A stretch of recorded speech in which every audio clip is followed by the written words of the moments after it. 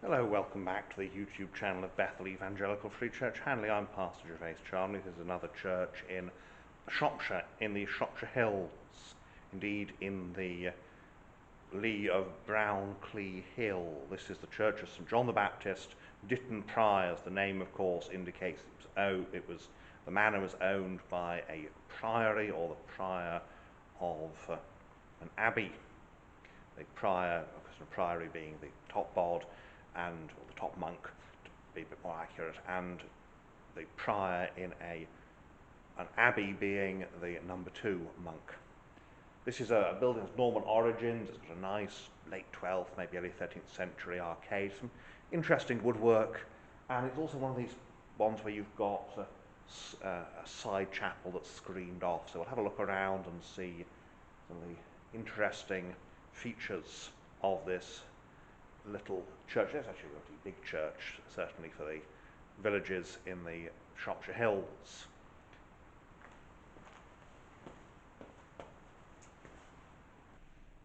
And so as usual we start at the back, in this case the back of the south aisle.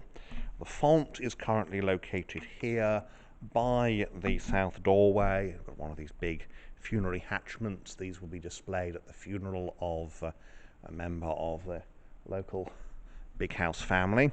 And so there's the font, which looks to be perhaps 13th, 14th century. The bowl is this rather attractive red sandstone, whereas the stem is a whiter stone. See there the screen that leads into the chapel, the side chapel that's now the War Memorial Chapel. The church, they say, has Norman origins. It's been extended at some point.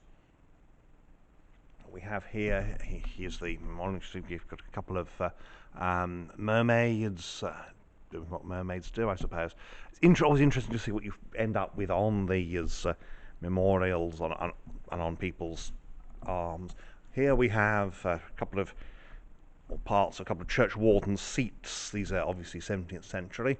Above them there's the Ten Commandments, and there's the Creed and the Lord's Prayer. But these church warden seats, the church wardens are the people who are really in charge of the day-to-day running of the church, and they would sit at the back and they would monitor what's going on. They'd have a stick or a wand, it was known as, and essentially if someone was nodding off, might get a clout around the ear hole. So there's church warden's seats, not in their original locations and obviously not used anymore. There are a few where they still are. Into the nave here, and we've got these, you can just see on the pews the numbers. That's to do, of course, with the old pew rent system. There's an old Ten Commandments there with Moses and Aaron and Joshua. Unusual to find Joshua there. Again, we have the mermaids on their funerary hatchments. Looking east, we've got that rather nice early English, so 13th century pointy triple lancets at the east end. And you can see how the chapel has pointy arches, whereas the arches here are much more rounded. See up here we've got memorials. Jane Thomas, widow of John Thomas, this parish, departed this life November the 3rd, 1908, age 91. So 1909, age 91. Heaven's morning breaks and earth's vain shadows flee, interred at Upton Crescent. Now we have William Wainwright of Ashfield, and this is a wooden memorial painted to resemble stone. Obviously wood is cheaper than stone, and if you could have a nice memorial like that, and it's indoors, well, wood gets you a more impressive memorial. They've got William Millward, nice big pulpit, one of the open type, and of course what that allows at least is for the people to see the minister's feet. Of course Anglicans will be wearing a full-length cassock, but he needs to make sure that he's cleaned his shoes, has his shoes cleaned that morning, or clean his own shoes these days. And there's the eagle lectern Please mind the steps, very important. The screen here is at least partially medieval. And a nice little organ here. This looks like the product. The step. This is E.W. Anderson, 1878, this one. And all that hath life and breath sing to the Lord. Quite a common inscription on organs, of course, because organs are blown. Nice 13th century lancet there. Very often, as we've noted, chancels are extended in the 13th century because the liturgy is elaborated at that time. Obviously Victorian there, not very fond of that kind of hanging. It's largely because it's bought off the peg from a catalogue. We used to get that catalogue, so I know. Edward Davis, Dr. Edward Davis, there, up to 50 years surgeon of this parish, died 24th of February 1876, age 79, highly respected. And here we have Nicholas de Hampton, Presbytero Fundatum Est. So here is this is the Reverend Nicholas Hampton. And again, a nice engraving there, and his dates are 80 and 72. So he's showing off a bit with the Latin inscription. And then we have again this triple lancet. The glass is coloured. It's not patterned, but there's no figurative glass in here, which is quite interesting. And here again we have the point of it. That looks like there used to be a door here, which just like the lintel of a door, doesn't it? There isn't a priest's door, so that would be where the priest's door was. That, of course, is the piscina. You've got a little, originally a credence shelf above, but that's now got a lock on it, and that's where they would keep the elements, because, of course, Anglicans tend to use a wafer for communion rather than proper bread.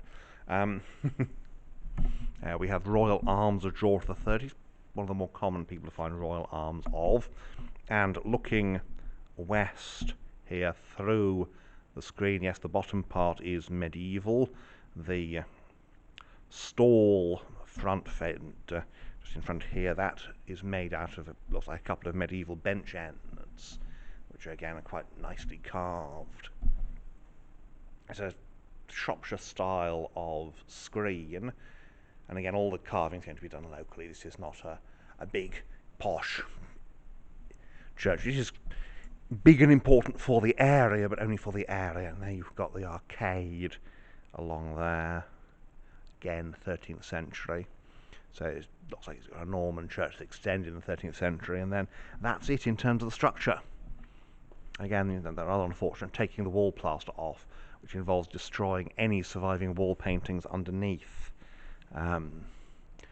John Wainwright, late of Ashfield, in this parish, because these parishes include multiple townships and hamlets, little villages, Ditton Priors and Neenton Mothers Union. I'm not sure if Neenton Church is still open, but I think it is.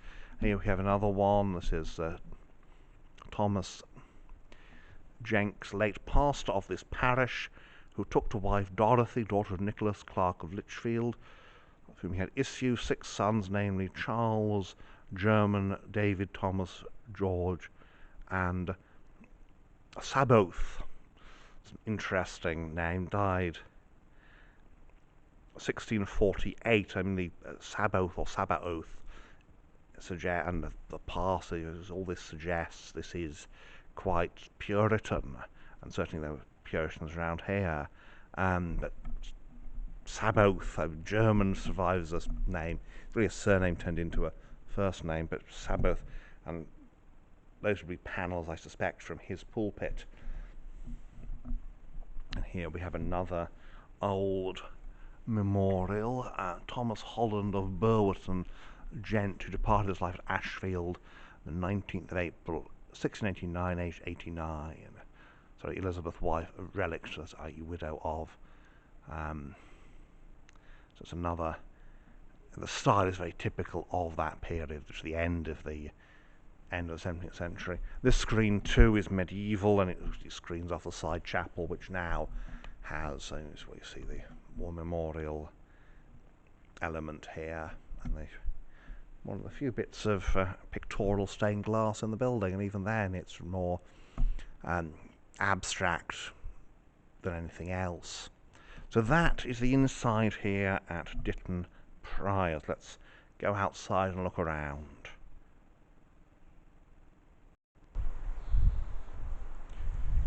And so here we are outside at St John the Baptist, Ditton Priors. It's quite an extensive churchyard, so it's an extensive parish, and the village isn't a teeny tiny one. It's certain, and even before modern expansion, it must have had quite a little settlement gathered around this church.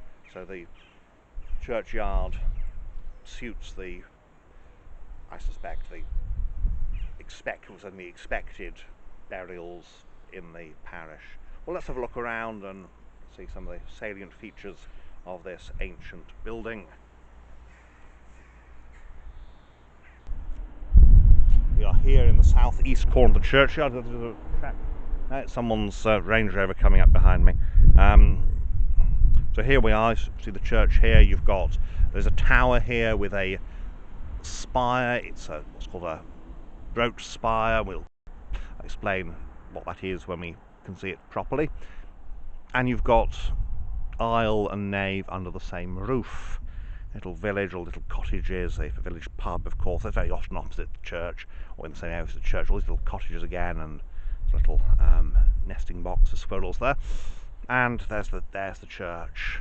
And as we come a bit closer, we get under this pine tree. You can see the spire, and it's these triangular bits at the bottom that are the brooches that give it its name. It's a way of fitting a polygonal spire on top of a square roof. It's a little bit awkward, and that's why it's an earlier type of tower of spire. Now in the 19th century, like a lot of older things, it's adopted again as a sort of ornamental thing, but in the 14th century they very much abandoned the brooch spire, and they would go to a spire within a parapet. So it would just have a sort of ring on the roof that it would rise from. Obviously this spire is made of wood, and it's covered in wooden shingles. The chancel there with that lovely triple lance. You can just see in the wall there the outline. I've noticed that there isn't a priest's door, but obviously there's the outline of the priest's door. I suspect that's the old vicarage over there. Has that kind of feel to it. But obviously not, it's now a private house. Yes, there's the old priest's door there. So we'll go round the north side first, then come back round the south side. See there the triple lance, a very typical 13th century window, and pretty east window. You're trying to emphasise, but at the same time the amount of the expertise. It doesn't really, I can't see whether there's a door there because there's now this there's a local dog. That's going to be, I suspect, to do with the heating system. Little vestry, which at least some of these windows look like they're recycled. Massive great buttress there. You see how simple that tower is. That's looks like a Norman tower to me. And again, these windows, different styles. No sign of a north door. I suspect it's been lost in the rebuilding, because this wall, obviously that buttress is not ornamental, that buttress is holding the thing up. It's a new vicarage over there. Yes, it's very much a Norman tower, this one. Very gorgeous. No door at the bottom, but we do have a window at the bottom, and then up there to the spire. And then as we come around here, see there is the aisle, and again it's all under this one big roof, which basically just makes things a bit easier in terms of maintenance. And there's the porch, quite a long porch. Church porches in the Middle Ages had a greater function than they do now, and today the church porch really exists for two reasons.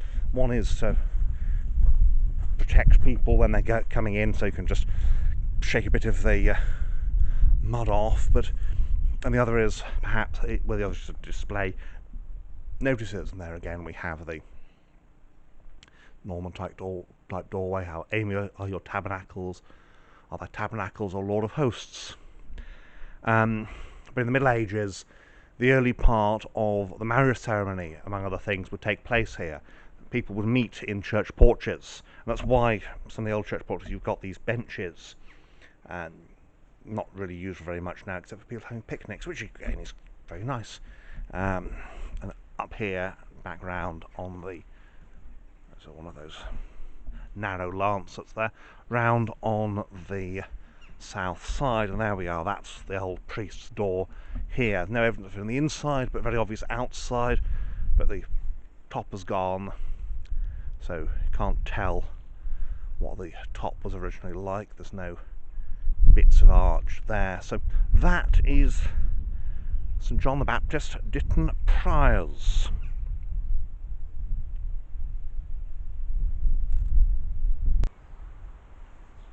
The Reformation, of course, changed things considerably here, because it meant that the old monastic patron was gone, and instead there was a lay secular patron.